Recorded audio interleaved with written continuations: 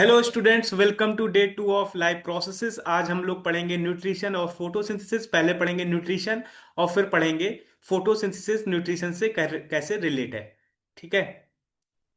सबसे पहले हम बात करेंगे न्यूट्रिशन की। न्यूट्रिशन क्या है और न्यूट्रिशन में बेसिकली क्या क्या आता है। तो न्यूट्रिशन एक प्रोसेस है जिसमें क्या होता है ना, ऑर्गेनिज्म फूड को इनटेक करता है और उसके बाद उसको यूटिलाइज करता है। यूटिलाइज किस फॉर्म में करेगा? एनर्जी के फॉर्म में। एनर्जी का फॉर्म का मतलब है ना, एटीपी में स्टोर करेगा और उसके बाद उसको कंज्यूम करेगा। तो इसमें क्या है ना, दो स्टेप्स हैं। सबसे पहले क्या है ना, इनटेक। इनटेक मतलब क्या है ना, फूड को पहले खाएंगे, फिर उसको यूटिलाइज करेंगे। यूटिलाइज करेंगे इसके इसके फॉर्म में, एनर्जी के फॉर्म में। ठीक है। तो बेसिकली क्या है न्यूट्रिशन, क्या है? Process of intake food and utilize it for the energy. तो इसमें दो स्टेप्स होते हैं, पहले होता है इनटेक, दूसरा होता है यूटिलाइजेशन। ठीक है, ये दोनों आपको टर्म्स याद रखने हैं। और इसके नेक्स्ट फिर हम देखते हैं टाइप ऑफ न्यूट्रिशन। दो टाइप के न्यूट्रिशन होते हैं। सबसे पहला न्यूट्रिशन होता है ऑटोट्रॉपिक न्यूट्रिशन। ऑटोट्रॉपिक न्यूट्रिशन का मतलब है कि ऐसे ऑर्गेनिज्म जो फूड खुद से सिंथेसाइज करते हैं, उनको बोलते हैं ऑटोट्रॉपिक न्यूट्रिशन। तो उसमें कौन कौन से एग्जांपल्स आते हैं आपके, ये आपको याद रखना है। सबसे पहले आते हैं ग्रीन प्लांट्स और एल्गी।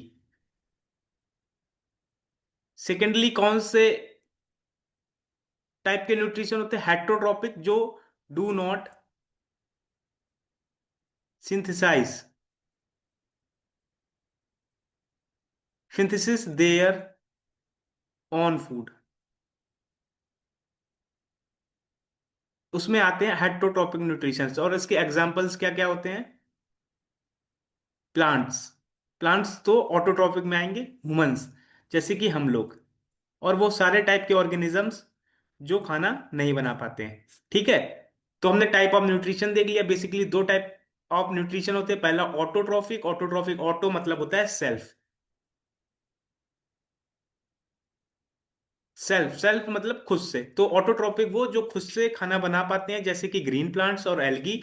और दूसरे टाइप के कौन से न्यूट्रिशन होते हैं? हेट्रोट्रॉपिक न्यूट्रिशन, जो क्या होते हैं, खाना खुद से नहीं बना पाते हैं, जैसे कि हम लोग ऑटोट्रॉप जो प्लांट्स होते हैं उस पर डिपेंड होते हैं। ठीक है, ये है अपना टाइप्स ऑफ न्यूट्रिशन। तीसरा टॉपिक डिस्कस करेंगे, फोटोसिंथेसिस। बिल्कुल एनसीईआरटी डेफिनेशन सबसे पहले देखेंगे और उसके बाद एग्जाम के पॉइंट ऑफ व्यू से क्या इंपॉर्टेंट पॉइंट्स वो डिस्कस करेंगे। तो हमने जैसे कि देखा कि ऑटोट्रॉपिक न्यूट्रिशन बेसिकली कौन होते हैं? जो खुद से खाना बना पाते हैं। खुद से खाना कौन बना पाते हैं? प्लांट्स। तो जो प्लांट्स है ना, उसमें एक प्रोसेस होती है, उस प्रोसेस का नाम होता है फोटोसिंथेसिस। तो फोटोसिंथेसिस एक ऐसी प्रोसेस होती है जिसमें क्या करता है, जो प्लांट्स होता है ना, वो सनलाइट को कैप्चर करता है, उसके बाद फूड बनाता है। फूड फूड किस फॉर्म में बनाता है? ग्लूकोज के फॉर्म में।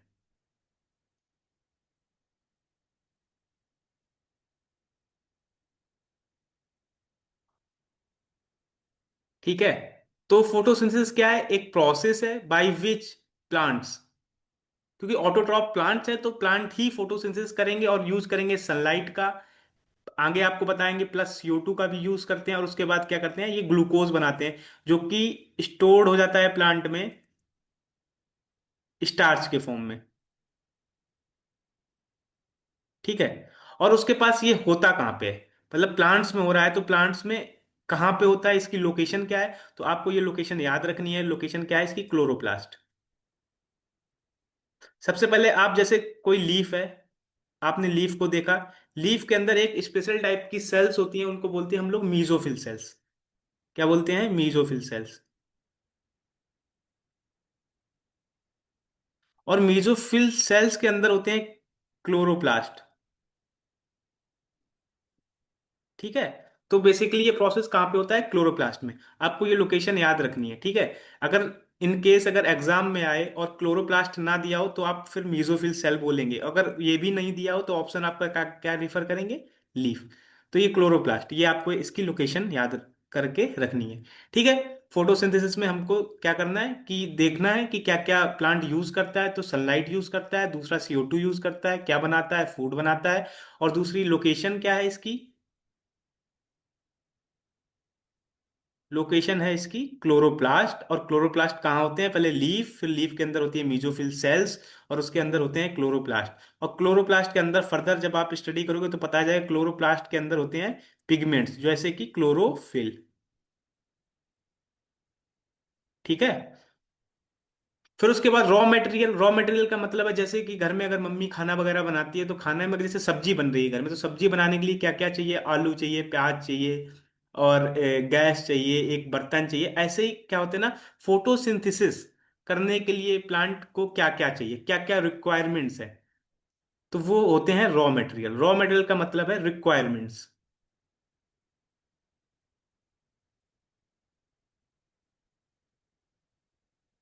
ठीक है। तो सबसे पहले रिक्वायरमेंट्स में क्या है ना, CO2। सबसे पहले हम लोगों को CO2 चाहिए। और वो एंट्री कैसे होती है, स्टोमेटा स्टोमेटा, जैसे ये एक लीफ है, तो डंबल शेप के ऐसे ऐसे स्टोमेटा लगे रहते हैं, बीन शेप्ड बोलते हैं। डंबल शेप्ड के मोनोकॉट में होते हैं, और ये डाइकॉट जो प्लांट्स होते हैं उसमें बीन शेप्ड के होते हैं। ठीक है। तो ये स्टोमेटा है। और ये कभी कभार क्वेश्चन पूछ लेता है, तो स्टोमेटा कैसे होते हैं, बीन शेप्ड के। ठीक है। तो जैसे इसमें लिखा है कार्बन डाइऑक्साइड थ्रो स्टोमेटा, मतलब क्या है ना, CO2 एटमॉस्फेयर में है, तो ये कहाँ से एंट्री लेती है, स्टोमेटा से ऐसे ऐसे ऐसे ऐसे करके लीफ के अंदर एंट्री ले लेती है। ठीक है। पहला पॉइंट क्लियर है। वाटर, वाटर कहाँ से प्लांट के पास जाएगा, जैसे कि ये कोई प्लांट है, तो ये इसकी रूट्स हैं।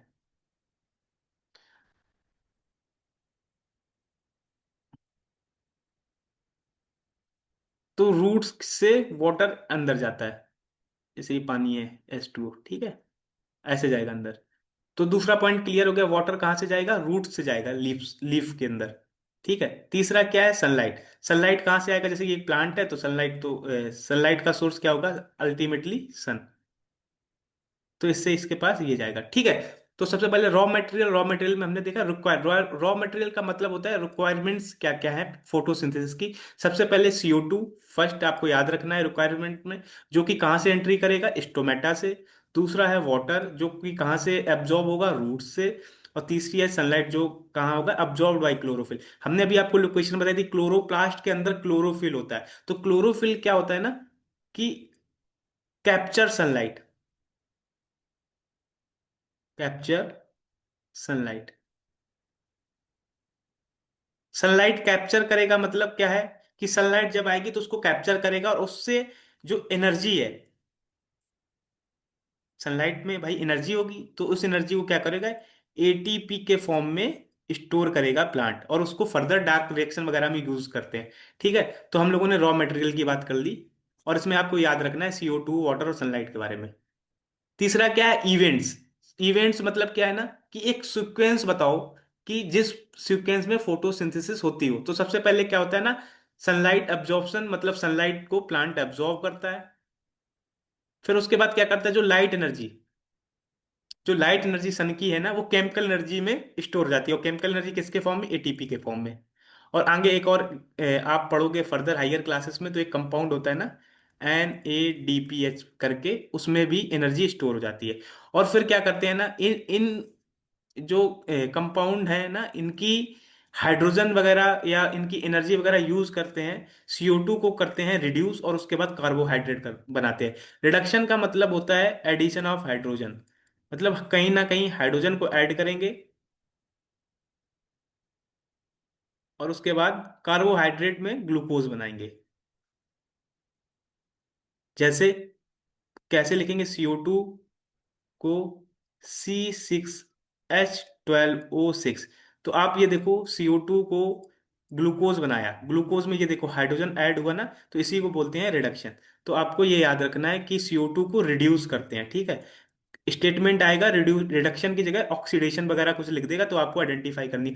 तो सीक्वेंस क्या है, अगर आपसे पूछे कि इवेंट्स का सीक्वेंस बताओ फोटोसिंथेसिस में ABCD करके, तो आपको ये अरेंज करना आना चाहिए। सबसे पहली स्टेप क्या है, सनलाइट एब्जॉर्प्शन,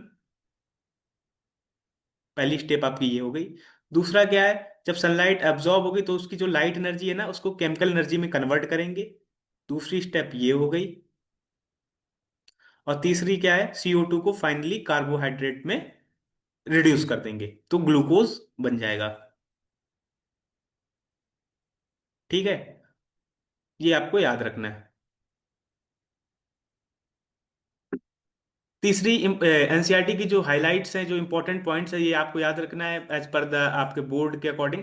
सबसे पहले स्टेप क्या है, सबसे पहला क्या है, फोटोसिंथेसिस अकर इन, आपको ये लोकेशन मैंने बता दी है, लोकेशन आपको याद रखनी है, क्योंकि एज सच ये सीधा सीधा आपसे क्वेश्चन पूछ देगा कि लोकेशन बताओ। तो लोकेशन क्या है, क्लोरोप्लास्ट। ठीक है, ये याद रखना है।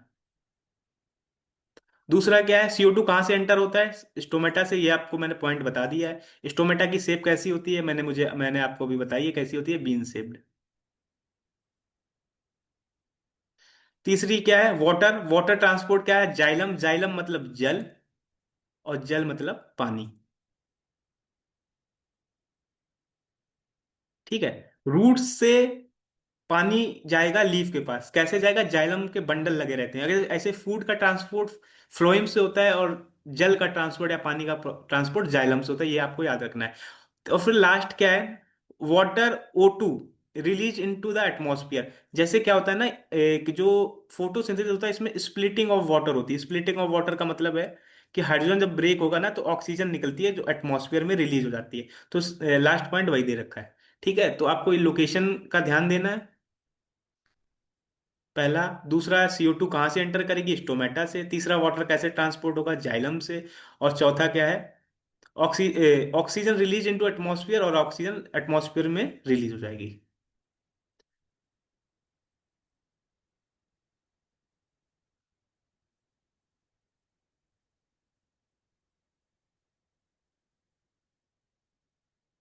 लास्ट आपको ये सब रिवाइज करने के बाद, देखने के बाद, आपको सबसे पहले ये वाला क्वेश्चन प्रिपेयर करना है कि फोटोसिंथेसिस का मतलब क्या होता है, कि कैसे प्लांट्स खाना बनाते हैं, वो आपको इसमें डिफाइन करना है। फिर हमने रॉ मटेरियल बताया, रॉ मटेरियल क्या है, CO2 है, वाटर है, क्लोरोफिल है, और सनलाइट है। ये चार आपके वो होते हैं। और right the equation of photosynthesis, तो आपको हम इक्वेशन लिख के बताएंगे क्या इक्वेशन होती है। ये बोर्ड के टर्म से बहुत इंपॉर्टेंट है। सबसे पहले होता है 6CO2 प्लस 6H2, फिर उसके बाद बनता है इससे C6H12O6 jet glucose, plus 6O2। और जो ये O2 है ना, ऑक्सीजन, ये एक तरीके की गैस है, तो ये एटमॉस्फेयर में रिलीज हो जाएगी। ठीक है। और इसमें हम लोग इसमें कंडीशन लिखते हैं। कंडीशन क्या क्या होती हैं, सबसे पहले सनलाइट चाहिए इस प्रोसेस के लिए, और दूसरा क्या है, क्लोरोफिल, क्योंकि क्लोरोफिल क्या होगा, एट लास्ट आपकी सनलाइट को कैप्चर करेगी। ठीक है, सनलाइट चाहिए, क्लोरोफिल चाहिए, और आपको ये याद रखना, ये ग्लूकोज है आपका, और ऑक्सीजन, और आपकी बैलेंसिंग, बैलेंसिंग कैसे, जैसे ये है, एक, दो, और ये वाला। तो इसमें आपको बोल देगा ब्लैंक लिख के XYZ टाइप बता के, और आपसे पूछेगा नंबर क्या क्या है, ऑप्शन दे देगा 6, 8, 9, 10, 6, 4, या 3, 6, 4। और आपसे पूछेगा कि करेक्ट सीक्वेंस क्या है, तो आपको करेक्ट सीक्वेंस इसमें आइडेंटिफाई करना है। तो पहला क्या है, 6 है, दूसरा भी 6 है, तीसरा भी 6 है। तो ऐसे आपको ये वाली इक्वेशन प्रिपेयर कर लेनी है। ठीक है। और एट लास्ट आपका ये जो फोटोसिंथेसिस वाला टॉपिक है एज पर द एनसीईआरटी, वो कंप्लीट हो गया है। और मैं आपसे यही कहूंगा कि आप जो भी एक टॉपिक है, एक बार इसको एनसीईआरटी से रिवाइज करना। तो मैंने आपको क्या क्या पढ़ाया, सबसे पहले हमने आपको लाइफ प्रोसेसेस का मतलब क्या होता है, कि जो भी लिविंग सिस्टम में जो भी प्रोसेसेस हो रही हैं एक इंसान को लिविंग रखने के लिए, वो सारी जो भी प्रोसेस हैं वो लाइफ प्रोसेस में काउंट होती हैं। जैसे कि रेस्पायरेशन, ब्रीदिंग, डाइजेशन, ट्रांसपोर्टेशन, सारा कुछ आता है लाइफ प्रोसेस में। उस लाइफ प्रोसेस में हमने एक पार्ट पढ़ा जिसका नाम है न्यूट्रिशन। न्यूट्रिशन का मतलब क्या होता है, प्रोसेस ऑफ इनटेक फूड, खाना को लेना और उस खाने को डाइजेस्ट करके एनर्जी बनाना। ठीक है। फिर हमने आपको बताया दो टाइप के न्यूट्रिशन होते हैं, सबसे पहले ऑटोट्रॉपिक और हेटरोट्रॉपिक। ऑटोट्रॉपिक वो न्यूट्रिशन होता है जिसमें ऑर्गेनिज्म खुद से खाना बना लेता है, जैसे कि प्लांट्स। और हेटरोट्रॉपिक वो न्यूट्रिशन होता है जिसमें जिसमें एनिमल्स, जो ऑर्गेनिज्म जो खाना नहीं बना पाते, उसमें आते हैं एनिमल्स। ठीक है। और उसका एग्जांपल है ह्यूमंस। फिर हमने बताया जो ऑटोट्रॉफ्स होते हैं ना, वो एक प्रोसेस करते हैं फोटोसिंथेसिस, जिससे वो खाना बनाते हैं। तो फोटोसिंथेसिस में पहले हमने इवेंट की बात करी। इवेंट क्या क्या होता है, कि सनलाइट को कैप्चर करेंगे, फिर उससे केमिकल एनर्जी बनाएंगे, फिर उससे CO2 को रिड्यूस करेंगे ग्लूकोज में। और रॉ मटेरियल क्या क्या होता है, CO2 होता है जो कि स्टोमेटा से अंदर जाता है, रूट से वाटर जाता है, फिर तीसरा क्लोरोफिल होता है जो कि स्टोर करता है। ये सारे हमने उसमें आपको रॉ मटेरियल बताए। और उसके बाद हमने उसकी इक्वेशन बताई, 6CO2 +6H2O, और उसके बाद सनलाइट और क्लोरोफिल के बने में ग्लूकोज और 6O2। आपको बैलेंसिंग याद रखनी है। और आप इसके बाद जो भी मैंने आपको भी क्वेश्चंस दिखाए हैं ना, डिफाइंड फोटोसिंथेसिस, इसका आपको क्वेश्चन प्रिपेयर करना है as per the NCERT, as per the boards. और उसके बाद रॉ मटेरियल ऑफ फोटोसिंथेसिस को याद करना है, और इक्वेशन आपको लिखनी आनी चाहिए। ठीक है। उसके बाद योर सपोर्ट अवर मोटिवेशन, आप देखिए और अपना क्या कहते हैं फीडबैक दीजिए कि समझ आया कैसे क्या है। और उसके बाद आप आराम से अपने बोर्ड की पढ़ाई करिए। जय हिंद, जय भारत।